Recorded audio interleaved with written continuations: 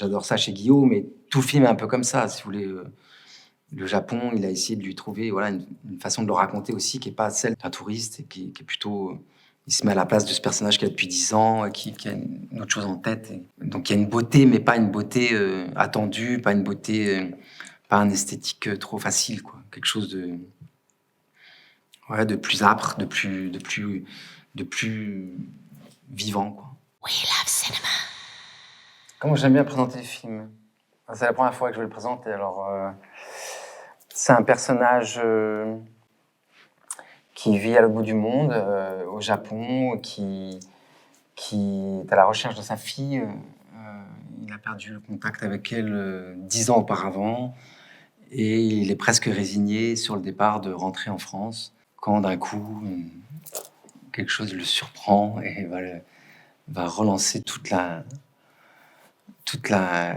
vie, en fait. On le sent triste, résigné, chargé de 10 années de moments presque gâchés parce que, comme le dit le titre, une part manquante. Il y a une vie qui est difficilement possible, sans la part entière, quoi.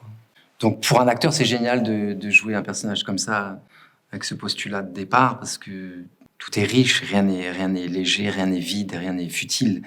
Chaque chose est enfouie. On sent bien qu'il a des strates intérieures qui se sont juxtaposées comme des étapes émotionnelles qu'il a bien enfouies. Il a une pudeur, il essaie de survivre, mais on sent que ça peut péter à tout moment. Ça fait partie du travail de l'acteur, de s'accaparer, de s'identifier au personnage à tel point qu'après, il n'y a plus de, oui, il y a plus de jeu, c'est en soi. Je ne sais pas comment, où et à quel moment c'est rentré en moi.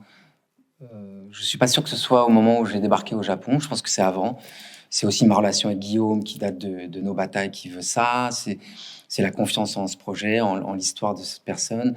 C'est le fait que quand j'ai rencontré aussi des personnes qui étaient dans la même situation que ce personnage, je vois l'importance que ça a pour eux. Bref, c'est une foi en tout ça et avoir l'ambition de le rendre le plus honnêtement possible, quoi.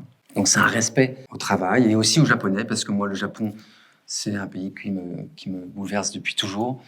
J'ai toujours aimé, j'ai pris des cours de calligraphie japonais, j'ai toujours aimé le cinéma japonais. Enfin, ça a toujours été un pays, une culture qui m'a toujours attiré. Donc il y a aussi un respect par rapport à ça, à l'amour que moi j'ai intimement avec ce pays. Ça aussi, je sais pas d'où ça vient. C'est là depuis longtemps, en tout cas. On voyage quand même dans une histoire. On essaie de montrer le Japon à travers ça aussi. Il y a une espèce d'espoir quand même. Je veux dire, c'est du cinéma. Je pense que ça fait réfléchir, ça fait se poser des questions sur ce qui se passe à l'intérieur du couple, des règles de société qui sont différentes dans chaque pays, d'une histoire d'amour d'un père et de sa fille.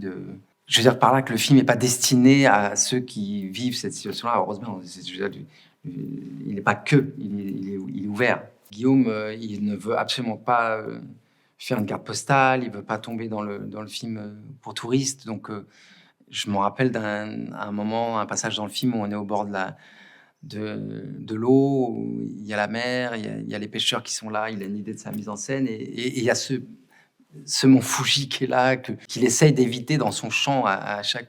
Parce que la caméra bouge beaucoup. Et j'adore ça, de ne pas vouloir filmer le truc que tout le monde vient prendre en photo. Tout le monde s'arrête sur cette plage pour prendre le mont Fuji en photo. Lui, il cherche absolument à éviter ce mont Fuji qui est imposant, qui est là, qui est magnifique. Mais c'est pas ce qu'il veut. Il veut la réalité de la situation entre un père et une fille qui reprennent du plaisir à être ensemble. Ça, j'adore ça chez Guillaume, mais tout le film est un peu comme ça, si vous voulez. Le Japon, il a essayé de lui trouver, voilà, une façon de le raconter aussi qui est pas celle d'un touriste et qui est plutôt... Il se met à la place de ce personnage qui a depuis 10 ans, qui a une autre chose en tête. Donc il y a une beauté, mais pas une beauté attendue, pas une beauté, pas un esthétique trop facile, quoi. Quelque chose de plus âpre, de plus vivant, quoi. Mais il y avait une question que j'avais posée dès le départ sur le tournage, c'était est-ce que on sent qu'il est bien intégré? Est-ce que le personnage, on sent qu'il est là depuis 10 ans? Ou est-ce il faut vraiment me dire que si à un moment il fait touriste ou s'il fait mec qui est en balade, c'est pas possible. Alors ça, il me rassurait tout de suite en me disant non, non, il y a un truc qui colle très bien, on y croit. Et ça, quand j'avais cette sécurité-là, je me disais, ok, c'est bon. Japonais ou pas japonais, hein, mais qu'on croit à cet homme-là avec sa dégaine, qu'on croit qu'il est là depuis un certain temps et qu'il a cette vie-là, moi, ça m'allait, quoi. La jeune fille qui joue May, quoi, elle me bouleverse. Après, pourquoi, je sais pas, elle a ça en elle. Et ce qui était fou, c'est que c'est une voisine de Paris, en fait. Alors que là-bas, aussi loin, on était tellement étrangers. Enfin, il y avait un truc très, très fort avec elle. Mais sans mots, hein. Dans la retenue, dans la pudeur, dans l'économie d'échange. Ouais, ça, ouais, c'était magnifique. Merci beaucoup. Merci. Ouais.